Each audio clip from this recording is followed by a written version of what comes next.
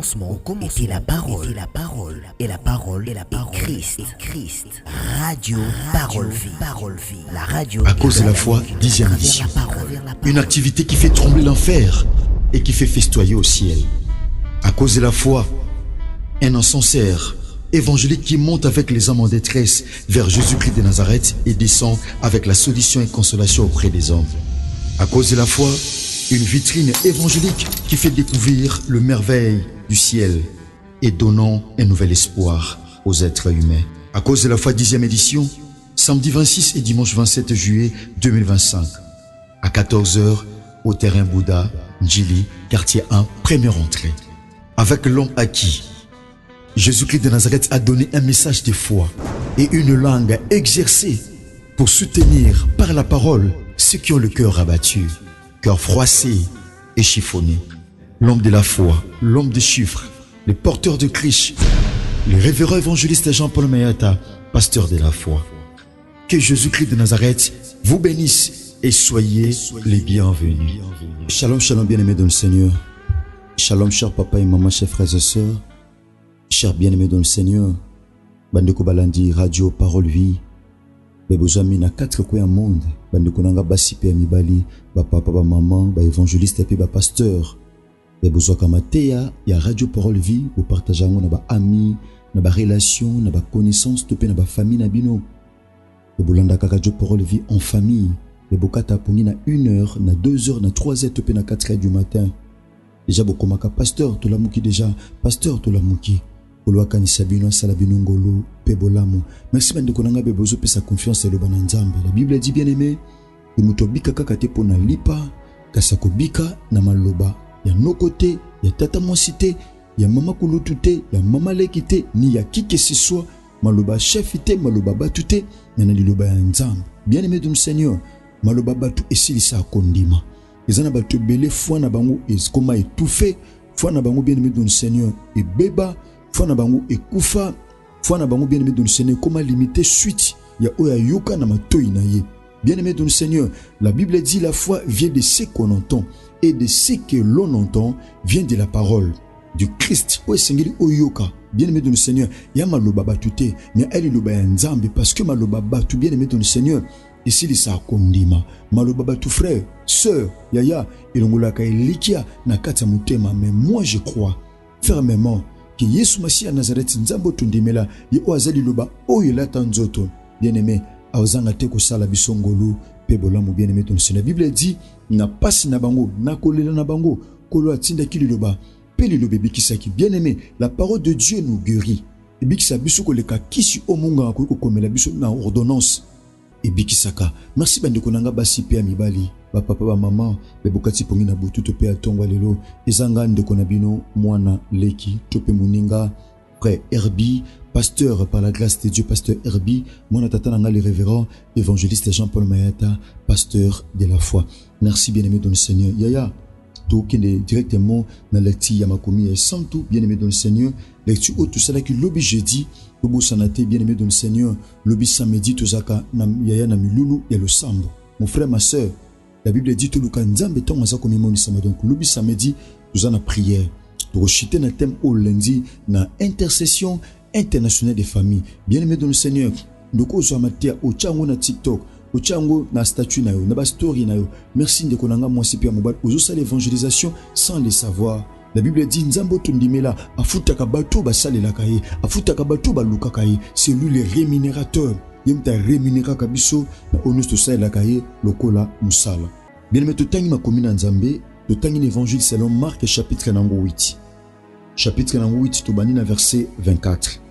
La Bible dit ceci, il regarda et dit: j'aperçois les hommes, mais j'en vois comme des arbres et qui marchent.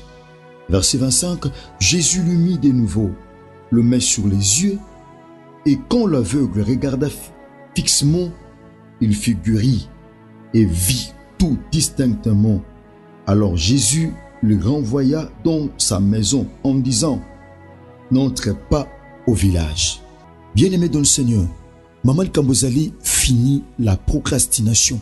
Bien-aimé, nous voulons mettre fin à ce système de procrastination. likambo ko bandela ka makambu bien aimé dans le Seigneur aussi au sala. Eza na bato belé mon frère ma sœur na zolo bangutango nyonso na vie na ye eza pratiquement impossible, pratiquement difficile asa likambo mbala moko peut à témoigner. Eza pas supona ye bien aimé dans le Seigneur face à la likambo mbala mibale topé mbala misatu bien aimé dans le Seigneur na mbala moko boy eza pasi pona ye.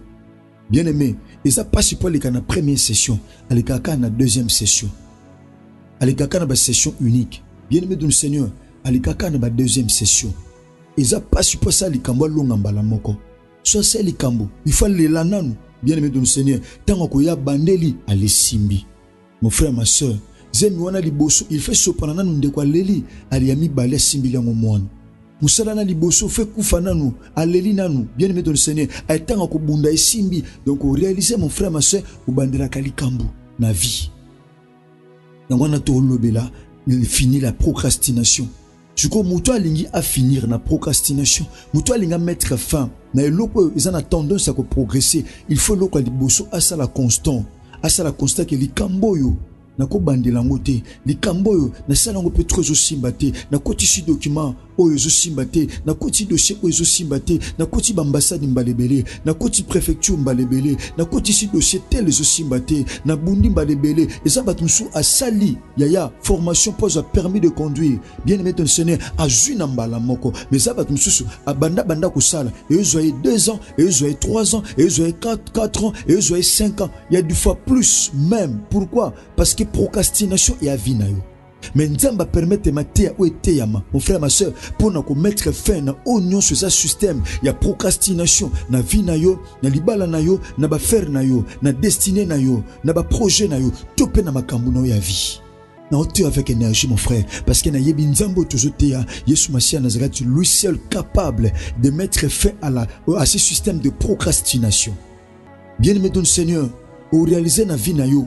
Non, nous sali kamumbala moko te faut les lananu avec simba. Il faut yoka non nous douleur avant simba.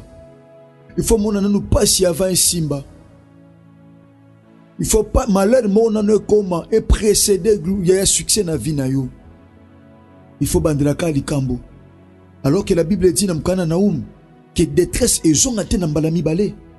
Détresse mawa pasi malheur misère et kokite ko zonga po na mbalami balé.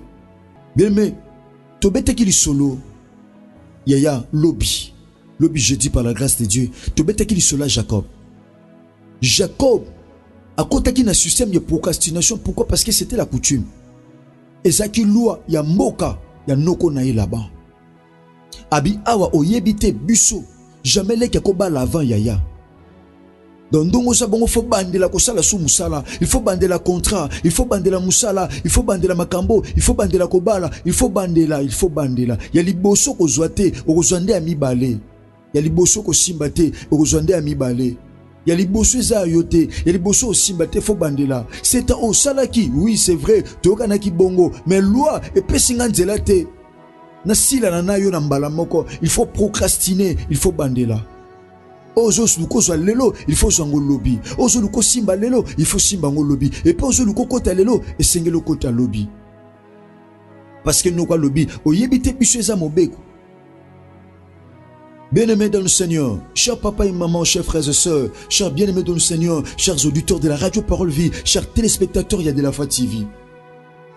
Donc aujourd'hui on a des réseaux sociaux, dans différentes chaînes na YouTube, topé na WhatsApp, na TikTok, bien-aimé dans le Seigneur, je ne sais pas moi. Yesu Masia Nazareth ba memelier aveugle. Un aveugle c'est qui? Aveugle za muto ayokaka mamona ate. Ayoka batu balaka, ayoka batu botaka, ayoka batu sombaka, ayoka batu voyageaka, ayoka batu zwaka visa, ayoka batu zwaka musala, ayoka batu zwaka titre de séjour, ayoka batu zwaka résidence ayokaka mamona ate. Pourquoi? Parce que mission mona ezate. Batu ba memiye et pas Christ. Moya yemoko ezalaki te. Batu ba memiye. Ba reconnaître Christ assemble la pona ba aveugle ba bikaka. Ba tima bikamba la moko. Dans Jean chapitre 9, Christ a tchasso ina mus aveugle akenda mamona réservoir à Siloé a bikamba la moko. La bindenga zabe muto abikisa abatu. Pa na irata ate. Pa na nyoso za malamu. makutana na aveugle moko bien aimé abimisa Christ apparemment ndeti miracle zaka apparemment raté. Même Yesu ye moko a s'inquiéter. Ba memeli aveugle. Wana na Betsaïda yaya ba memeli Christ aveugle. Bien aimé dans le Seigneur, tombe ba memeli aveugle. Bien aimé dans le Seigneur, amemi libanda ya village. Amemi libanda ya village. Mon frère, ma soeur, libanda ya village. Azui soyi a tchena misu. Bien aimé dans le Seigneur, a imposé sous ma bouche. A sali deux mouvements. A yali bosso a tché soyi na misu. Pe a tché ma bouche. Na soyi. Na ma bouche. Christ a tché nyonso. A pesi nyonso sengeli a pesa. Nini Christ a pesa ote mon frère. Christ a pesa o nyonso. Mais solution ezate. Nini a salité, bien-aimé de le Seigneur. Nini Christ a salité. À l'oba na croix, Père, tout est accompli. Nini Christ a salité. A Seigneur sala kisi. So ezaki loko la kisi o Christ a appliqué qui est na miso. A pesi kisi. A suki ka wanate. A baki sou maboko likolo. Mais miracle simbate. Pourquoi? Parce que moutoyo. Tom suba loba na vie na ye. Ako bika mbala moko te. Ako somba mbala moko te. Ako teka mbala moko te. Ye fa bandela ka makambo. Pas bandela makambo. Atabiki na maladie face à la rechute. Mutu non te ezayo mon frère ma soeur. Non te ayo yaya. Non te ayo. Non te yo. Au moins dépasser ma tout na mutema. Na révolutionner. Na révolter foi na yo. Bien aimé dans le Seigneur. Il faut foi na yo et mata. Na za mwana mutu ondima. Bien aimé dans le Seigneur. Mwana tatalanga Jean-Paul Mayata. Écoutez ceci bien aimé. Écoutez la pensée de Dieu. Christ a tché mutu so ina misu. A suki wana te abakisi maboko. Atuni muto yemoko. Est-ce qu'on moni bien? Alléluia. Atuni. Est-ce qu'on moni loko moko? Est-ce qu'on moni quelque chose?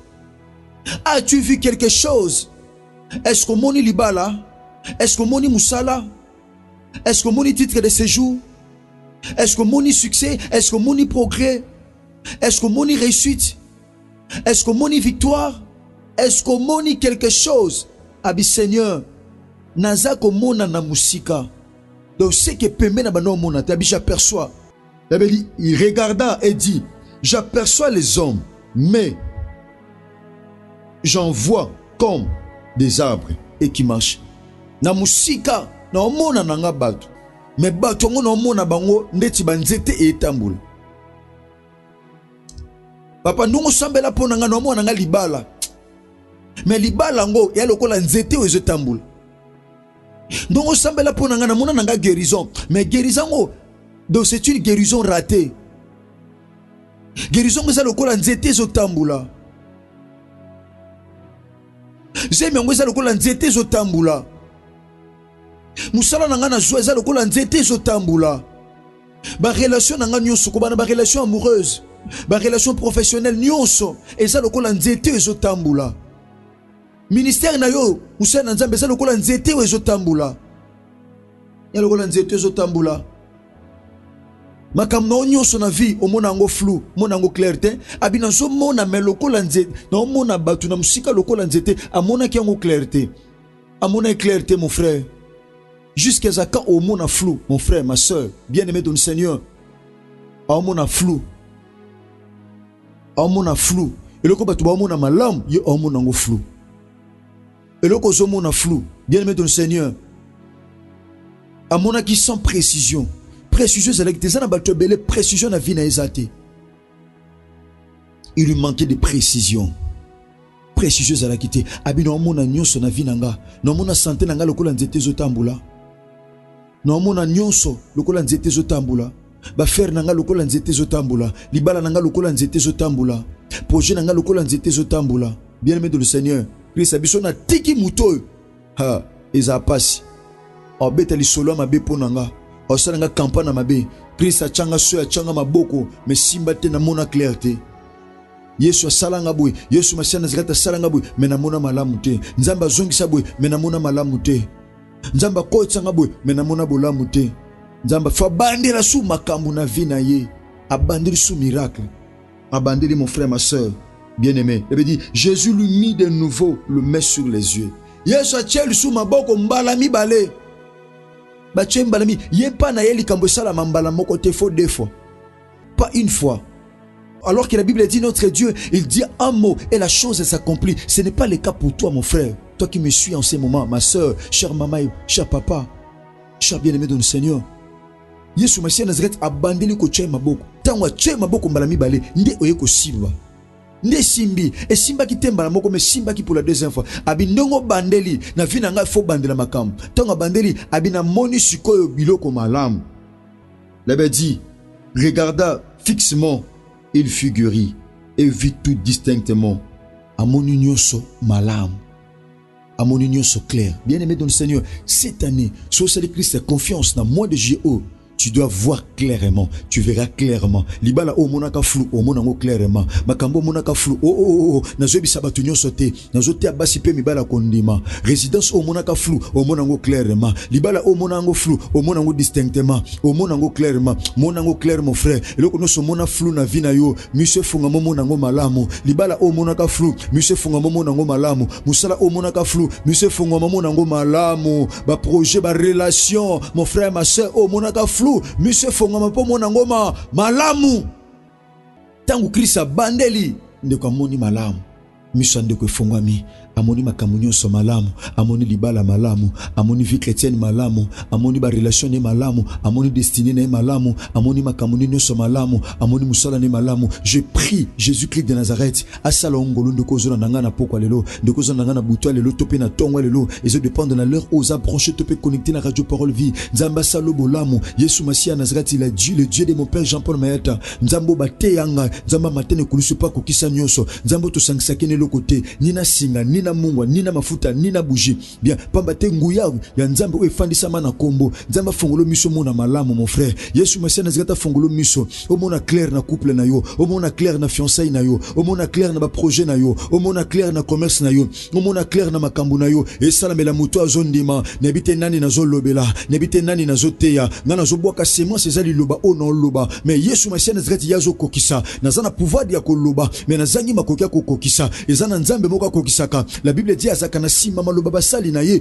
pona kokokisa pendant que ngana zo déclarer yazo ndima malobo yo pendant que ngana zo loba yazo kokisa pendant que ngana zo déclarer azozo acte yaya et salamela papa ozo ndima soko mona ke loko flou cette fois-ci miso zo fongwama okomona libala clairement okomona musala clairement okomona nyoso clairement na zebisa muto azo ndima et salamela yo papa et salamela yo mama makambo mona ka flou na ba aneleki okomona ngo clairement libalo mona ka flou baleleki okomona ngo clairement musalo mona ka flou baleleki okomona ngo clairement tika kolo Yesu Masiya Nazareth nzambe ya solo pe ya bomo nzambe tondimela afongolo miso bien-aimé dans le Seigneur pour omona clair omona malamu.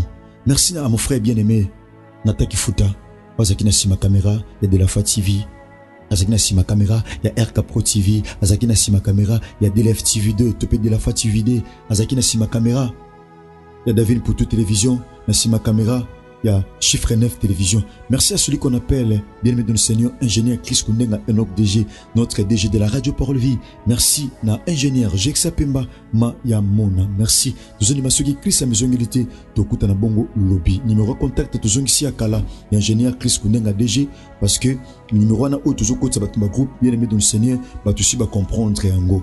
Bien-aimé de le numéro auto pesaka soki okomeli biso na numéro kaka auto zo tchana TVT soza na pusa mateya bien-aimé de le Seigneur zo komana numéro auto zo pesa awa bien-aimé de le Seigneur auto zo pesa awa ezali plus 243 89 75 70 917. Merci. Tika kolo Yesu Masiya Nazareth. Nzambe malamu pe bolingo. Nzambe moko solo pe abomo nzambo yo. Toko longela milimo mokolo le 26 na le 27 juillet na terrain Bouddha. Ne bezo mona ba sport na biso na debi ya prédication. Tika kolo Yesu Masiya Nazareth. Asala binongo pe bolam. Merci que Jésus-Christ de Nazareth vous bénisse.